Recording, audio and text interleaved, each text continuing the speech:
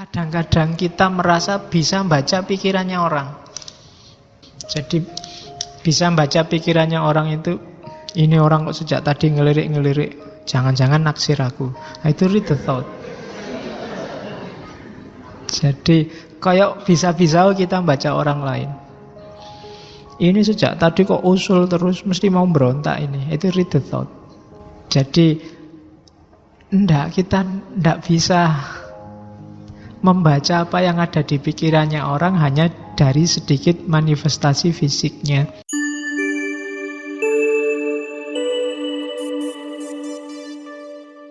Assalamualaikum warahmatullahi wabarakatuh. Bismillahirrahmanirrahim. Alhamdulillah wa syukrulillah wa la hawla wa la quwata illa billah. Allahumma sholli wa sallim wa barik ala habibina wa syafi'ina sayyidina wa maulana Muhammadin wa ala alihi wa ashabihi wa ala manittaba'al huda ila yaumil qiyamah, amma ba'du. Hari ini modus interaksi kita, bahkan sesama muslim, itu modusnya saling curiga, saling benci. Kita juga sering mengeluhkan ini tanpa kita benar-benar tahu apa sih benci itu. Sehingga kadang-kadang kita nuding orang lain, janjane yang benci itu kita, bukan mereka. Kalau ada istilah-istilah jelek itu kan kita selalu melihat ke orang lain. Begitu ada orang ngomong fanatik lu, mesti orang lain. Tidak pernah, jangan-jangan aku yang fanatik itu. Kafir juga begitu, bid'ah juga begitu, munafik juga begitu. Kan sekarang pertarungan label-label, pertarungan simbol-simbol. Yang itu selalu yang jelek-jelek kita pakai untuk orang lain. Malam ini kita belajar untuk metani, apa metani bahasa Indonesia itu ya? Untuk apa? Mencari kutu, kan tidak enak. Iya, metani itu tidak ada Indonesianya mungkin ya. Yang luar Jawa mungkin susah memahami. Metani itu, petan itu mencari kutu. Jadi metani kutu batin kita masing-masing. Jangan-jangan modus kita sebenarnya kebencian, cuma kita tidak sadar. 90% yang saya cermati, teman-teman kita itu seringkali masuk kategori, kalau bahasanya Ghazali, la yadri annahu la yadri. Tidak tahu kalau dia itu tidak tahu. Itu nanti kalau bahasa gaulnya melahirkan orang-orang yang sok tahu. Sok tahu itu dia tidak tahu, padahal dia itu tidak tahu. Susah ya, tidak ngerti kalau dia tidak ngerti. Koyo ngerti-ngerti yo, semua orang didalili. Nah, jangan sampai kita masuk ke situ. Paling tidak seandainya nggak bisa kayak orang tahu, ya mungkin kita memang levelnya memang orang yang tidak tahu. Paling tidak kita sadar bahwa kita itu orang yang tidak tahu.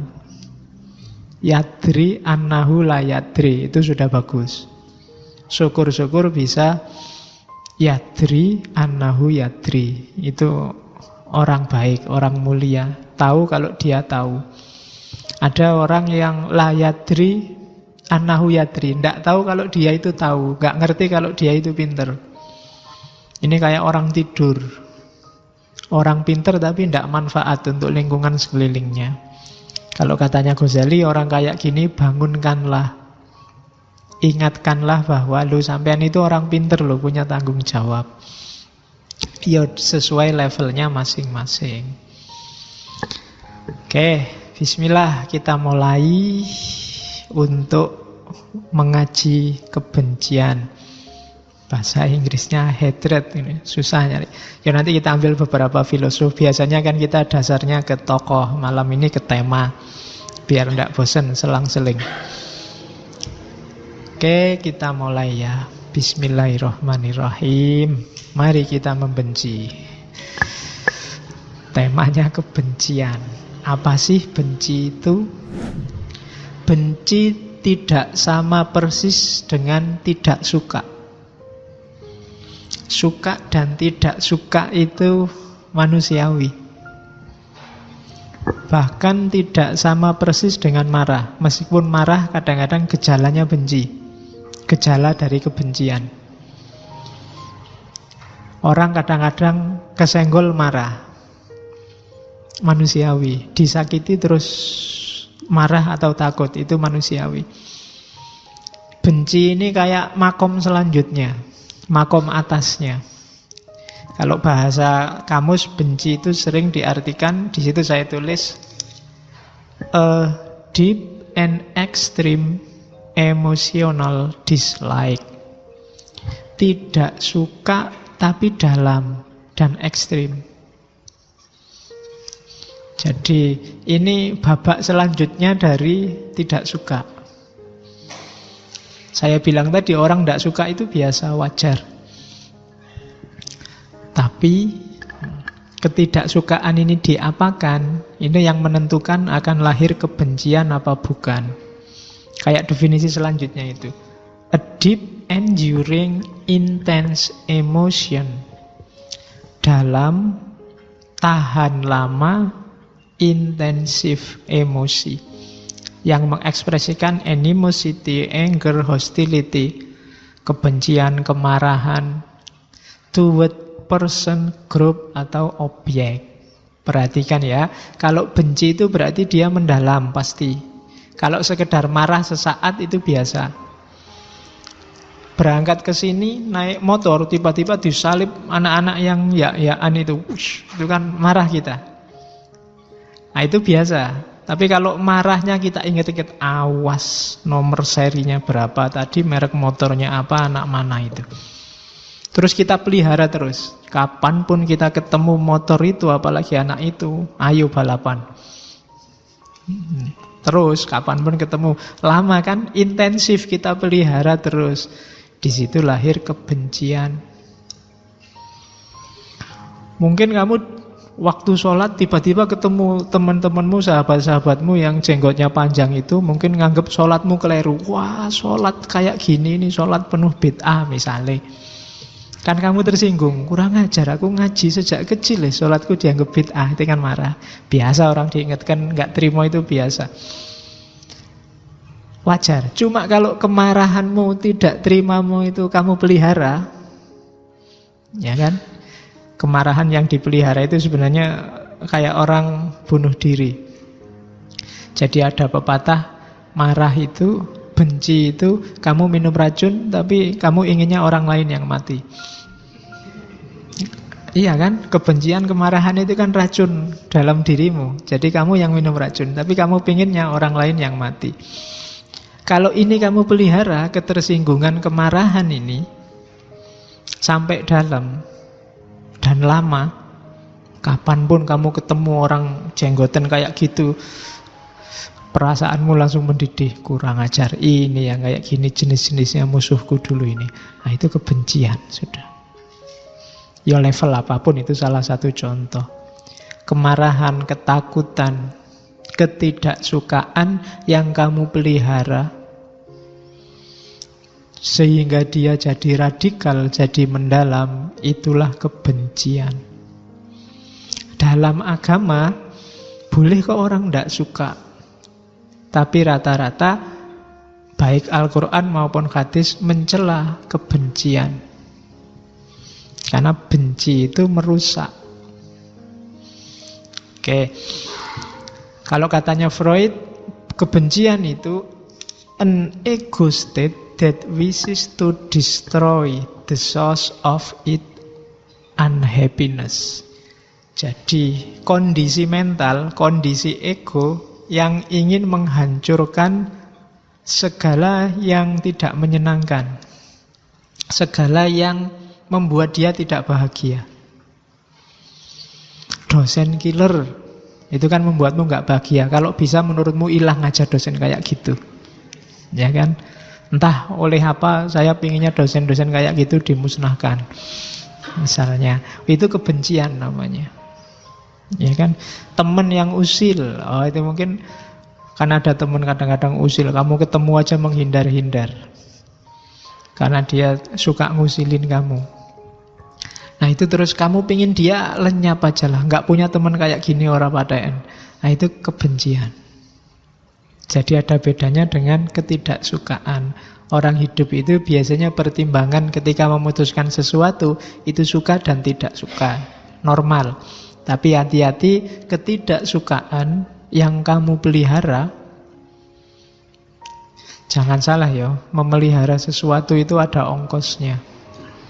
Kalau kamu memelihara rasa marah, memelihara dendam, memelihara ketidaksukaan, ya nanti ongkosnya jiwamu sendiri, mentalmu sendiri.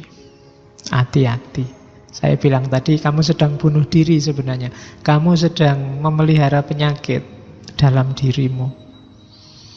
Oke, jadi deep, enduring, intense. Dalam, tahan lama, intensif. Itulah nanti yang melahirkan kebencian. Jadi mulai sekarang ayo kita petani, dipetani lagi. Diri kita, ada ndak sesuatu atau seseorang atau sekelompok orang yang kita pelihara dalam pikiran kita, dalam batin kita, untuk kita kutuk terus-menerus atau kita harapkan kehancurannya terus-menerus. Itulah kebencian. Oke. Terus kita lihat dulu pelan-pelan. Hakikatnya apalah, kok bisa Pak orang itu membenci? Nanti ada beberapa perspektif. Yang pertama, perspektif natural. Ada yang bilang, ini yang natural ini berdasarkan insting. Makhluk hidup, hewan ke atas, itu secara natural, hewan ke atas itu berarti manusia ya. Manusia kan di atasnya hewan. Kecuali kamu merasa ada di bawahnya. Kan ada di Quran itu isyarat orang yang levelnya di bawah hewan, asfala safilin. Manusia normal ini, termasuk binatang, itu punya watak dasar agresif. Kenapa? Untuk mempertahankan spesies dalam rangka survive. Kamu kan pingin survive, pingin apa? Ya survive itu dalam istilah ekonomi sosial sering disebut sukses. Pingin selamat, pingin lancar urusanmu. Keinginan ini kan sifatnya insting. Dan itu biasanya ada konsekuensinya. Kamu harus dalam tanda petik agresif pada yang di luar dirimu, yang kamu anggap mengancam cita-citamu untuk survive. Ini sifatnya natural, sifatnya insting. Setiap orang pingin nyaman, pingin aman, pingin tidak terganggu. Nah, secara insting kemudian orang yang ingin aman nyaman ini jadinya mulai pasang kuda-kuda, jangan-jangan yang lain ini akan mengganggu kenyamanan keamananku. Terus cenderung agresif. Misalnya ada temanmu yang suka ganggu. Itu begitu temanmu yang suka ganggu ini, aku nanti sore main ke kosmu ya. Oh enggak usah, aku ada acara besok aja. Atau pokoknya kamu berusaha agar privasimu tidak terganggu. Kalau ada yang ganggu terus kamu agresif. Ini natural. Dalam rangka struggle for the fittest. Dalam rangka kamu beradaptasi. Nah ini teori pertama. Berarti memang ada loh dalam diri kita bibit-bibit untuk membenci. Ya meskipun nanti sebaliknya kita juga punya fitrah untuk mencintai. Tinggal milih yang mana. Jadi secara natural berarti memang di antara kemampuan kita sebagai manusia, kita itu memang dikasih oleh Allah kemampuan untuk membenci. Fitrah itu kan begitu, insting itu begitu. Itu kayak ujian bagi kita. Mana yang kita pilih, mencintai apa membenci? Kita itu mampu bersedekah juga mampu maling. Nah, kita milih mana? Maling apa bersedekah? Itu bedanya manusia sama semua makhluk hidup yang lain. Kalau hewan kan nggak ada pilihan-pilihan itu. Pokoknya dasarnya insting aja. Instingnya kawin, ya wis kawin gitu aja. Instingnya agresif, ya sama temennya kadang serang-serangan. Kalau manusia kan dikasih akal. Ada pilihan-pilihan. Mau kawin apa mau jomblo itu kan bisa milih. Jadi bukan takdir, itu pilihan. Oke, jadi kamu nggak bisa alasan Pak saya jomblo itu memang sudah takdirnya, nggak iso. Wong kalau kamu mau kawin bisa kok. Kan saya belum mapan Pak, itu urusan yang lain. Tapi kalau kamu mau itu bisa. Nah itu namanya pilihan. Kalau hewan nggak ada pilihan. Kalau belum musim kawin, dia tidak pengen kawin. Begitu musim kawin dan pengen kawin, ya wis kawin sak kapoke. Setelah itu selesai. Nah itu hewan. Kalau manusia, dia dihadapkan pada pilihan-pilihan. Di antara nature-nya, pilihan manusia itu kebencian. Ya sama. Orang itu punya kemampuan untuk korupsi atau tidak korupsi. Tergantung kamu milih apa enggak. Ngaji atau tidak ngaji. Itu kan pilihan-pilihan. Oke, dua-duanya kamu mampu. Ngaji juga mampu, enggak ngaji juga mampu. Membenci juga mampu, mencintai juga mampu. Itu teori pertama. Oke. Yang kedua, ada perspektif psikologi. Katanya orang-orang psikologi, kebencian itu hasil dari pengalaman individual sejak kecil. Kita membenci apa, itu biasanya karena pengalaman. Bukan sesuatu yang iya kita punya kemampuan alamiah untuk membenci, tapi apa yang kita benci itu sebenarnya hasil pengalaman. Ada yang tidak suka lele misalnya, itu mesti mungkin punya pengalaman traumatik gara-gara lele. Saya punya teman di Gresik itu punya kolam lele. Makanannya lele itu kotorannya manusia. Dan di sana kalau mau buang air, jangan buang air di rumah, rugi. Buang air di kolam lele itu, dibayarin. Itu kan seru. Buang air aja dibayari untuk makanannya lele. Cuma ya itu, teman saya di Gresik, saya ke sana disuruh buang air di kolam lele itu, jadi baru jongkok lelenya langsung nyamber ke atas, cuis gitu. Iya, kalau kita kaget luar biasa itu. Hati-hati kalau lelenya salah gigit kan kacau. Oke. Loh itu kan pengalaman traumatik, kita kaget luar biasa. Lele ternyata makanannya itu ya, misalnya. Akhirnya kita jadi pengalaman ini membekas di sini. Kita tidak suka dan kita pelihara di sini ketidaksukaan itu, jadilah kita membenci lele. Saya ada teman juga pembenci tahu. Jangan salah. Karena dia trauma di pondok. Di pondoknya itu makannya pakai catering. Dan tiap hari, karena dia sejak kecil mondok, menurut dia seminggu bisa 4-5 kali menunya tahu. Lama-lama dia trauma sama tahu. Jadi dia tidak suka sama tahu. Itu traumatik, pengalaman masa kecil. Mungkin ada yang ngalami apa masa kecil, mungkin ketemu orang yang kumisnya tebel terus jadi takut, sampai besar ada trauma tertentu dengan kumis. Atau kena tilang polisi waktu ABG terus ada trauma sama polisi. Jadi kebencian itu dibentuk oleh pengalaman. Trauma sama ternyata yang melakukan teror selama ini cirinya orangnya gini. Terus kita simpan itu dalam hati dan kita benci semua yang punya ciri itu. Itu perspektif psikologi. Jadi kebencian itu hasil pengalaman. Oke, itu teori yang kedua. Teori yang ketiga, ini teman-teman sosiolog.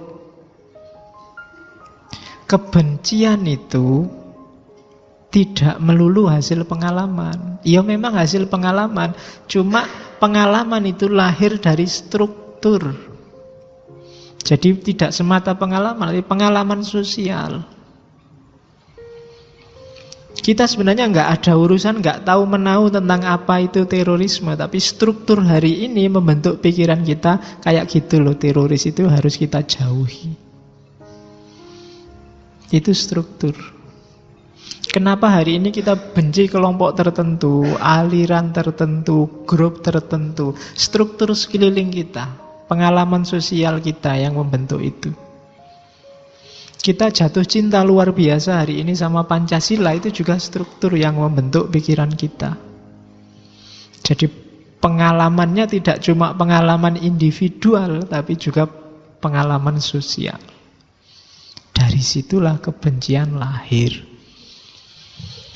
Jadi hakikat kebencian itu kan ada teori perspektif kelompok natural, perspektif psikologi, perspektif sosial. Beda-beda tapi sebenarnya tiga-tiganya benar. Kita punya potensi untuk membenci. Kita punya pengalaman-pengalaman yang melahirkan kebencian. Dan dunia sosial kita itu biasanya terstruktur untuk membenci sesuatu dan menyukai sesuatu. Jadi tiga-tiganya ini main semua. Itulah semesta kehidupan kita. Itulah nanti yang melahirkan ada yang kita sukai, ada yang kita tidak sukai, ada yang kita cintai, ada yang kita benci. Itu struktur. Dulu pernah saya ceritakan, kenapa ya orang Afrika itu suka model perempuan semacam itu, orang Jawa suka perempuan model semacam ini, orang Amerika suka perempuan model itu pasti karena insting, karena pengalaman, dan juga karena struktur. Orang Afrika suka perempuan yang kulitnya hitam dan berkilat. Itu pasti karena pengalaman dan juga struktur. Orang Jawa suka yang kulitnya sawo mateng, orang Barat suka yang kebule-bulean. Ya meskipun sekarang terjadi globalisasi, di mana-mana sukanya kayak bule. Menurut saya itu tidak natural, karena cantik versi Jawa itu tidak selalu identik dengan cantik versi Barat. Tapi hari ini seleramu kan dibentuk secara global sehingga hari ini cenderung seragam. Cantik itu ya kayak gitu. Harusnya Miss World itu cantiknya mewakili per teritori. Inilah Miss World versi Afrika, Miss World versi Jawa, Indonesia, Miss World versi. Karena cantik itu lagi-lagi perspektif konstruksi sosial. Oke, ketidaksukaan dan kesukaan juga begitu. Hidupmu juga sebenarnya semacam itu. Jadi itulah hakikat kebencian. Terus, nah nanti ada teori namanya ideologi kebencian. Kebencian itu nanti lama-lama akan mengkristal jadi ideologi hidup kita. Ideologi itu seperangkat perspektif, seperangkat pandangan dan aturan, termasuk juknis apa yang boleh dilakukan dan apa yang tidak boleh dilakukan. Ada buku yang saya ambil, carilah di internet, ada yang bisa di-download gratis, Nisa Yanai, The Ideology of Hatred. Katanya Nisa Yanai, hari ini itu hasil cermatannya dia, semua konflik, hampir semua konflik itu sumbernya cuma satu, kebencian. Kalau dulu lebih variatif. Dulu itu ada konflik karena membebaskan diri dari penjajahan, konflik ingin merdeka, konflik apalagi ingin meraih kekuasaan. Tapi hari ini sebabnya seragam, meskipun variabelnya macam-macam. Sebabnya apa? Kebencian. Kamu carilah cerita konflik apapun di media hari ini, sumbernya satu, kebencian. Termasuk di Indonesia. Kamu sebut aja hari ini ada konflik apa wis? KPK melawan DPR, ada konflik lama yang masih hidup, pro Ahok, anti Ahok, ada 212 melawan, lupa itu ya. Itu kan awalnya kebencian demi kebencian. Visinya cuma satu, menganggap yang lain jelek, salah, dan harus dihancurkan. Itu kebencian. Dan itu sebab hampir semua konflik hari ini. Simbolnya adalah, kalau menurut buku itu, simbolnya adalah peristiwa 9/11. Itu simbol paling jelas hasil dari yang namanya kebencian. Tidak ada hubungannya dengan penaklukan negara, tidak ada hubungannya dengan pembebasan dari penjajahan, tidak ada. Oke, di buku itu ya. Terus di buku itu juga dibagi dua jenis kebencian. Yang pertama, kebencian dari orang yang ditindas pada yang menindas. Yang kedua, kebencian dari orang yang menindas pada yang ditindas. Kalau orang ditindas terus benci pada yang menindas, itu biasa, masuk akal. Tapi ada juga orang yang menindas justru yang penuh kebencian pada yang ditindas. Kalau di buku itu disebut, untuk jenis kebencian yang kedua dibutuhkan ideologi yang kuat, yang isinya menegaskan bahwa yang menindas yang benar dan yang ditindaslah yang salah, jelek, dan harus dimusnahkan. Jadi yang pertama urusannya masuk akal, karena dia ditindas maka dia benci yang menindas, itu kan masuk akal. Kalau yang kedua sudah menindas benci lagi, itu butuh ideologi. Kalau ini biasanya kelompok dominan membenci yang minoritas. Dasarnya ideologinya, kita adalah kelompok yang lurus, mereka yang sesat, harus dimusnahkan. Ini kebencian ini terus hidup terus. Itu dari yang menindas ternyata bisa juga membenci yang ditindas. Kalau di banyak ayat dalam Al-Quran, kebanyakan kita disuruh memihak mustad'afin,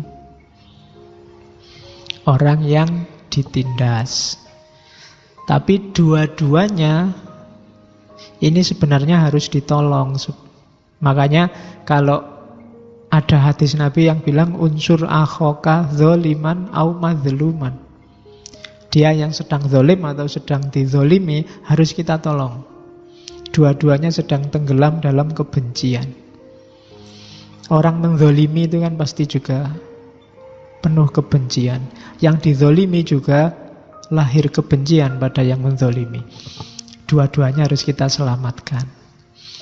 Oke. Di buku itu ditawarkan solusi untuk menghindari kebencian. Kuncinya satu, persahabatan.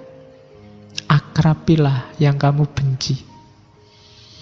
Kita sama sahabat itu kan gitu, kadang salah, kadang kita mangkel, kadang kita tersinggung, tapi kan terus balik lagi kalau sahabat.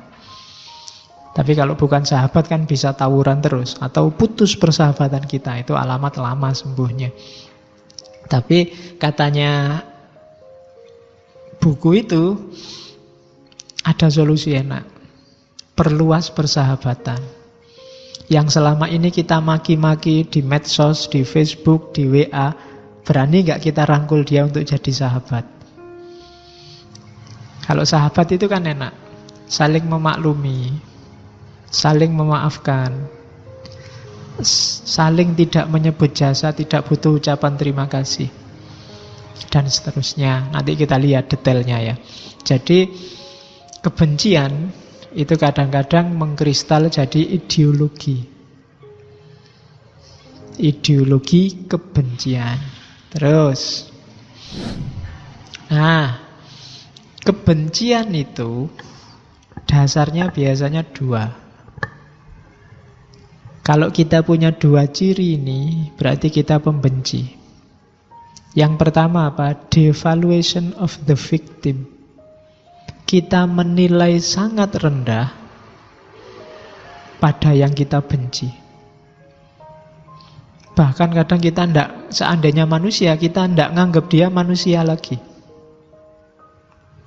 Begitu ketemu orang yang kita benci, status manusianya hilang. Yang ada hanya kebencian kita padanya, atau yang membuat kita benci. Begitu kita ketemu copet, itu kan langsung saat itu juga dia statusnya sebagai manusia gugur. Yang ada copetnya, maka kita pukuli sampai bonyok. Begitu kita dengar nama siapa hari ini favorit dibenci, Fahri Hamzah, apa nih? Fadlizon, apa nih? Itu kan favoritmu, kamu benci. Kamu lupa bahwa dia juga manusia, dia juga punya istri, dia juga punya anak, dia juga manusia. Tapi status manusianya kamu reduksi, hilang pokoknya. Dia orang yang kurang ajar, mulutnya nggak bisa dijaga. Kalau ada depanku tak pukuli dia. Devaluation of the victim. Grup sebelah juga begitu. Mungkin ada yang dia benci, ya pokoknya itu. Devaluasi. Itu menunjukkan bahwa jiwa kita jiwa kebencian yang sedang dominan. Ya boleh kamu tidak setuju sama gagasannya Fahri Hamzah, ocehannya Fadlizon, dan seterusnya. Tidak ada salahnya, memang beda pendapat itu wajar. Tapi jangan devaluation. Kamu nggak setuju perilaku nyopet, iya, bahkan harus tidak setuju kalau kamu memang pikirannya masih jernih. Tapi caramu memperlakukan pencopet itu menunjukkan ada kebencian atau tidak. Devaluation. Oke. Nah, orang itu kan hidupnya multi, tidak cuma satu dimensi. Biasanya kalau sudah kita benci, hanya kita lihat satu dimensi itu saja. Kalau ada orang jahat, kita hanya lihat perbuatan jahatnya dan kita sebut dia secara total sebagai penjahat. Padahal selain kejahatannya, dia juga punya sisi-sisi kehidupan yang lain. Itu yang disebut devaluation of the victim. Loh, apa terus kita setuju copet? Enggak. Apa terus kita harus setuju saja ucapan yang tidak karu-karuan dari beberapa anggota DPR? Enggak. Tapi letakkan kejahatan itu sesuai porsi dan proporsinya. Bahkan tidak harus kita bawa kemana-mana dalam hati kita, dalam pikiran kita. Kebencian itu kan kita bawa kemana-mana tiap hari. Di pikiran kita, di hati kita. Kemarin waktu rame-ramenya anti Ahok dan pro Ahok, kita lihat siapa saja yang bunyi kan itu. Ini anti Ahok apa pro Ahok ini? Ini ikut grup A apa grup B? Ini begitu kenalan mahasiswa baru, ini anak ini NU apa Muhammadiyah ya kira-kira. Pertanyaan pertama kan itu. Nanti sebentar lagi semester sudah jalan, ini HMI apa PMI anak ini ya. Ini mesti melayune runo. Terus ketika beda, kita bawa status itu, kita ingat-ingat kemana-mana bahwa dia beda sama aku. Kadang-kadang kita lakukan devaluasi. Itulah kebencian. Yang kedua, ideologi of the hater. Kayak tadi ya, ada reasoningnya. Reasoningnya itu apa? Ideologi itu tadi. Kenapa sih kalau dia NU atau kenapa sih kalau dia Muhammadiyah? Terus kamu jawab, lu kan yang benar itu gini loh Pak, bla bla bla bla, dan seterusnya. Itu ideologi of the hater. Jadi devaluation of the victim dan the ideology of the hater itu dua variabelnya. Di situ lahir kebencian. Indikatornya apa? Biasanya kalau kita benci sesuatu, simpatinya hilang, apalagi empatinya. Empati itu turut merasakan. Empati bisa dilakukan oleh yang sama-sama ngalami. Kalau simpati tidak harus. Simpati bukan temennya Mentari atau XL ya. Jadi simpati itu misalnya kamu orang pinter, IP-mu bagus, tiap mata kuliah dapat A. Jadi kamu nggak ngerti rasanya dapat E. Terus temenmu dapat E. Kamu, wah aku turut simpati, aku turut sedih atas kamu dapat E. Itu sedihnya kurang mantap karena dia tidak ngerti sakitnya dapat E. Itu namanya simpati.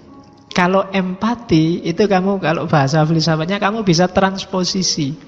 Transposisi itu memposisikan dirimu di posisinya dia. Itu akan lebih mantap kalau kamu pernah ngalami langsung. Aku turut sedih kamu dapat E. Dulu saya juga begitu. Nah, itu empati, bisa empati. Kalau simpati biasanya belum ngalami, tapi bisa juga. Cuma kurang dalam biasanya orang. Jadi itu bedanya. Nah, ketika orang benci, dua-duanya tidak akan bisa dilakukan. Orang yang kamu benci itu misalnya anaknya sakit atau habis cerai sama istrinya, kamu malah seneng. Rasa kualat ya kuwi. Kamu mesti gitu. Kapan neh? Sudah tak bilangi jangan gitu. Sekarang susah toh. Nah itu tidak bisa simpati, tidak bisa empati. Berarti dalam hatimu ada kebencian. Kalau ada orang lain susah, kamu seneng. Kalau yang kamu benci seneng, kamu susah. Nah, itu berarti kamu benci. Dia hidup dalam batinmu, dalam pikiranmu. Padahal bisa jadi yang kamu benci itu tidak ngerti sama sekali. Kamu capek-capek benci, dia tidak kenal kamu, siapa kamu, orang mana, hubunganmu apa, nggak tahu dia. Tapi kamu tiap hari mikir terus terhadap dia. Makanya bagi banyak orang, benci itu bukan lawannya cinta. Bahkan ciri-cirinya sama. Orang jatuh cinta dan orang benci itu sama-sama tidak bisa tidur mikir dia. Iya, sama-sama yang satu sambil marah-marah, yang satu sambil kangen. Tapi mikir terus tentang dia. Jadi indikatornya sama. Siapa yang tiap hari bunyi di kepalamu, itu kalau tidak orang yang kamu cintai, biasanya orang yang kamu benci. Oke, dasarnya kebencian itu. Terus, biasanya yang memicu kebencian itu adalah automatic thought. Automatic thought itu respon nalar yang otomatis. Jadi, kenapa automatic thought? Karena orang yang bisa berpikir dalam, melakukan refleksi panjang, muhasabah, tafakur, itu biasanya susah membenci. Karena dia akan ketemu banyak sekali variabel yang jadi alasan untuk tidak harus membenci orang. Tapi biasanya otomatis. Begitu lihat orang pakai tato, langsung preman ini, harus dijauhi. Itu otomatis. Begitu lihat orang punya jenggot, hati-hati, jangan-jangan di tasnya ada. Itu automatic thought. Begitu lihat orang pakai cadar, kamu sudah ilfil duluan. Pakai cadar ini, hati-hati urusannya, kan gitu. Itu automatic thought. Cara berpikir kita, cara kita menginterpretasi realitas sesuai dengan kepercayaan, prakonsepsi, asumsi-asumsi yang sudah kita hidupkan setiap hari di kepala kita. Kita tidak berpikir mendalam. Kita nggak membayangkan begitu lihat jenggot terus kita anggap radikal. Kita nggak nyampe kalau dipikir dalam, kan iya ya. Siapa sih yang bilang jenggot itu cirinya radikal misalnya? Wong yo filosof yo banyak yang jenggoten. Karl Marx aja jenggotnya panjang itu. Dan dia kan nggak mungkin radikal, nggak mungkin masuk Karl Marx salafi, kan enggak. Jadi, itu kan kalau mikir panjang kan nanti ke situ. Kok aku marah-marah sama orang pakai tato? Tato itu macam-macam. Ada yang cuma untuk gaya, Cuma ditempel aja, nanti di rumah ya dihapus pakai tangan aja hilang. Mungkin dia cuma pakai gaya waktu keluar itu aja. Ada yang nyenyen macam-macam, tapi kita tiba-tiba marah terus nganggepnya preman. Automatic thought. Ada orang mepet-mepet di kereta apa di bis, mesti jangan-jangan copet ini. Kan? Kamu pikiranmu mesti ke situ.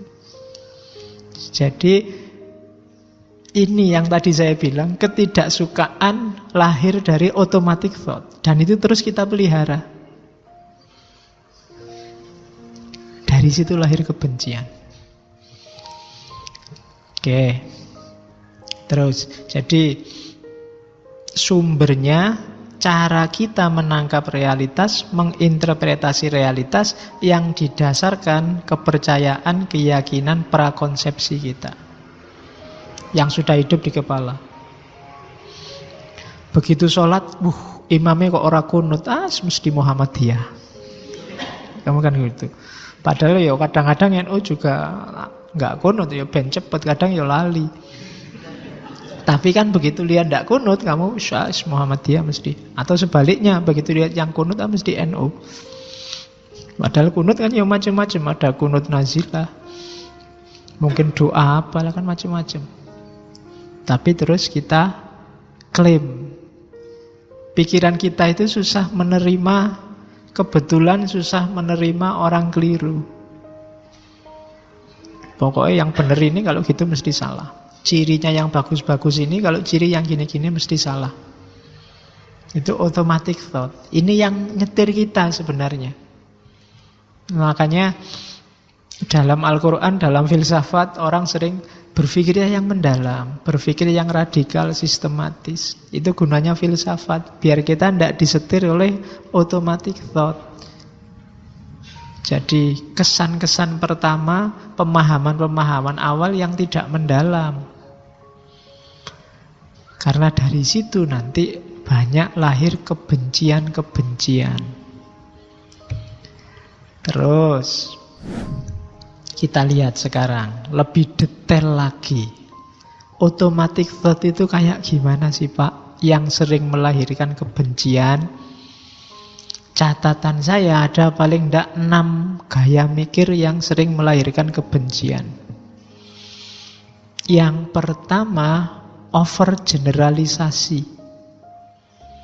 Melihat sebagian kecil disimpulkan untuk sebagian besar atau untuk semuanya.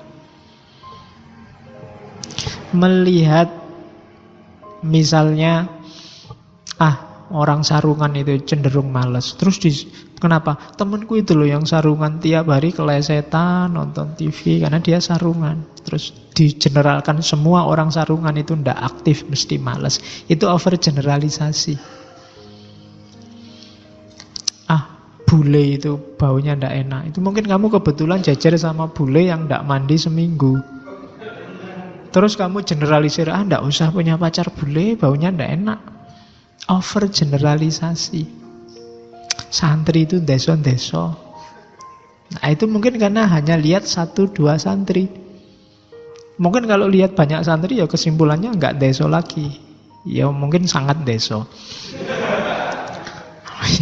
Itu kan namanya overgeneralisasi. Jadi dari bagian kecil disimpulkan semuanya. Yang kedua, read the thought. Itu kadang-kadang kita merasa bisa baca pikirannya orang. Oke, jadi bisa baca pikirannya orang itu, ini orang kok sejak tadi ngelirik-ngelirik, jangan-jangan naksir aku. Nah, itu read the thought. Jadi kayak bisa-bisa kita baca orang lain. Ini sejak tadi kok usul terus, mesti mau berontak ini. Itu read the thought. Jadi kita tidak bisa membaca apa yang ada di pikirannya orang hanya dari sedikit manifestasi fisiknya. Tapi kita merasa bisa. Ini ada sejak tadi saya ngaji kok dehem-dehem terus. Jangan-jangan dia tidak cocok ya. Padahal mungkin memang flu. Tapi kita membacanya seolah-olah kita bisa membaca pikirannya orang lain. Gitu loh. Ini ada orang pakai tato, kemudian keliwar-keliwar di depanku, ini mesti dia ngincer aku ini. Itu read the thought. Sering melahirkan kebencian. Kayak kita ngerti-ngerti yang ada di pikirannya. Ini mesti orang ini ingin menghancurkan Indonesia. Oh, mesti orang ini ingin selalu. Itu read the thought. Apa iya kita bisa? Yang ketiga, ada emotional reasoning. Emotional reasoning itu apa? Nalar emosi. Nalar emosi itu emosi yang diekspresikan dianggap mewakili realitas. Tak kasih contoh. Misalnya minum.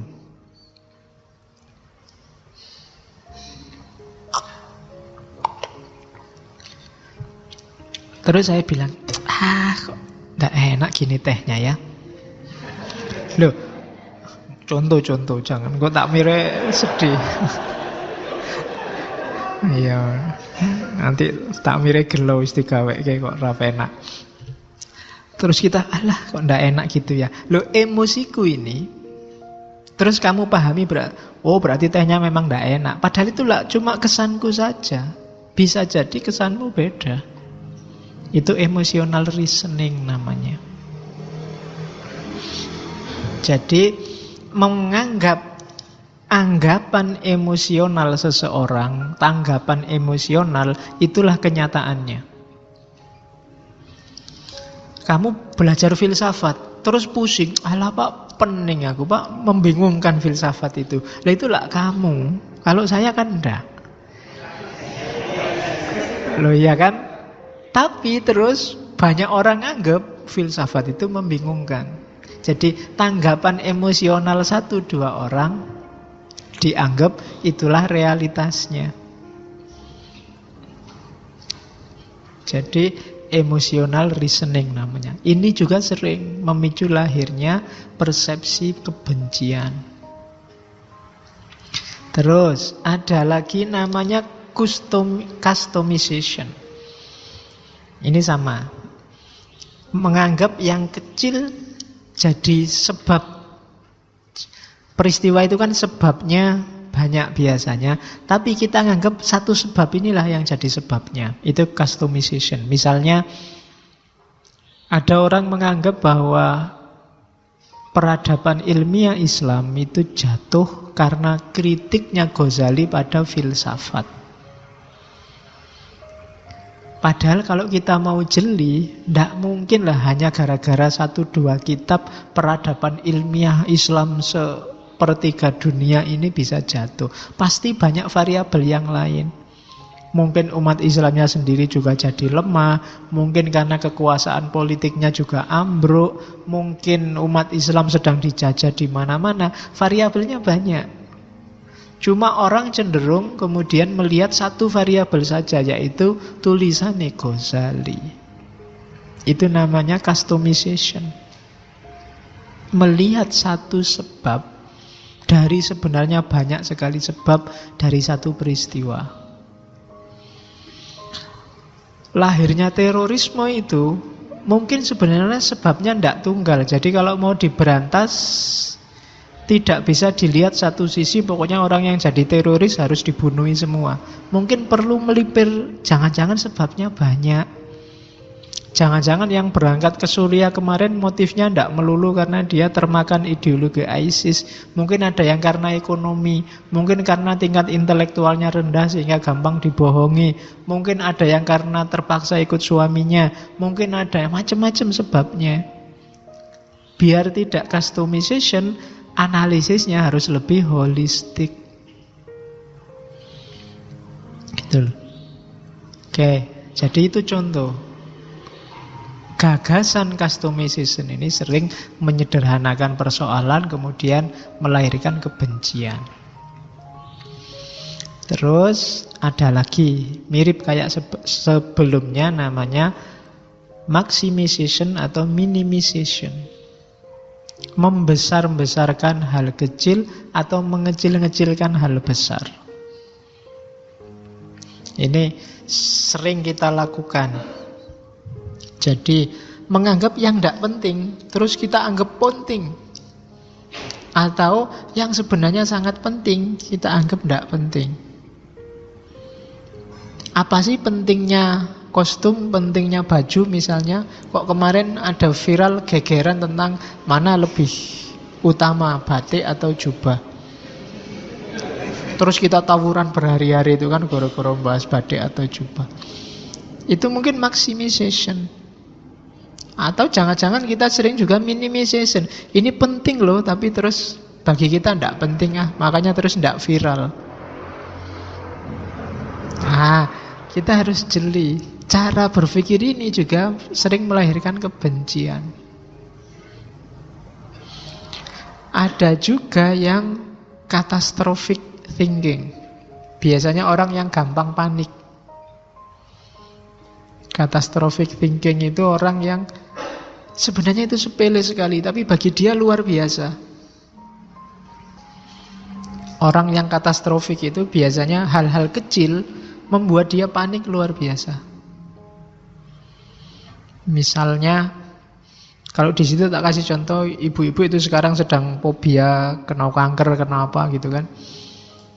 Mungkin ada yang ngecek meraba dadanya, loh kok ada benjolan ini? Belum periksa, belum apa. Waduh, jangan-jangan kena kanker aku. Waduh, kena kanker berarti sebentar lagi mati aku. Waduh, tiap hari terus. Jadi sudah stres kayak orang mau mati. Itu catastrophic thinking. Tiba-tiba mungkin ya ada santri ngaji, tiba-tiba pakai cadar. Belum ada yang ini. Misalnya, mungkin karena pilek atau apa terus pakai cadar. Kamu yang agak fobia dengan itu, dulu kok ada yang pakai cadar? Wah, ini sudah disusupi garis keras ini.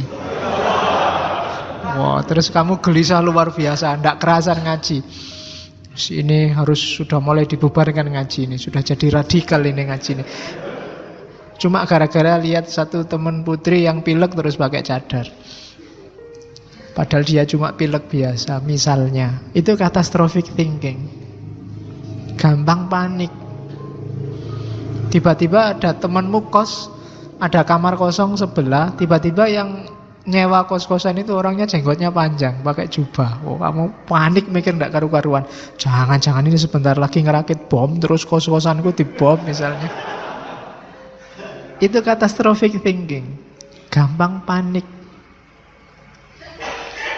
Gitulah. Pikirannya panjang. Ada temennya satu wisuda, waduh jangan, kok aku belum ya, wah kalau nanti jangan-jangan aku tinggal sendiri nggak lulus-lulus, waduh nanti kuliahnya ikut sama adik kelas, waduh udah pikiran nih, sumpah karepe dhewe. Itu catastrophic thinking. Ini juga sering melahirkan persepsi kebencian. Jadi hati-hati dengan 6 gaya mikir ini. Overgeneralisasi, read the thought, merasa bisa membaca pikirannya orang padahal ya bukan peramal, ya kan? Emotional reasoning, tanggapan subjektif dianggap mewakili realitas. Itu emotional reasoning. Customization, satu sebab dianggap mewakili semua sebab. Maximization atau minimization, hal penting yang dianggap tidak penting, atau sebaliknya hal tidak penting yang dibesar-besarkan dianggap penting. Dan yang terakhir, catastrophic thinking.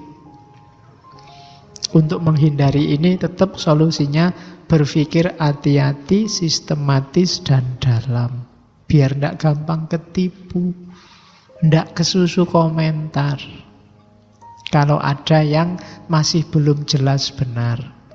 Dicermati dulu duduk persoalannya. Hari ini kita terlalu agresif komentar, sehingga masalah yang biasa jadi luar biasa, akhirnya yang penting-penting kelewatan. Umatnya nggak tambah cerdas, tambah pinter debat, ilmunya nggak tambah, kemampuan gegerannya yang tambah. argumen sana dibawa ke sini, sini dibawa ke situ terus. Maka hati-hati dengan ini. Overgeneralisasi, read the thought, emotional reasoning, customization, maximization, minimization, dan catastrophic thinking.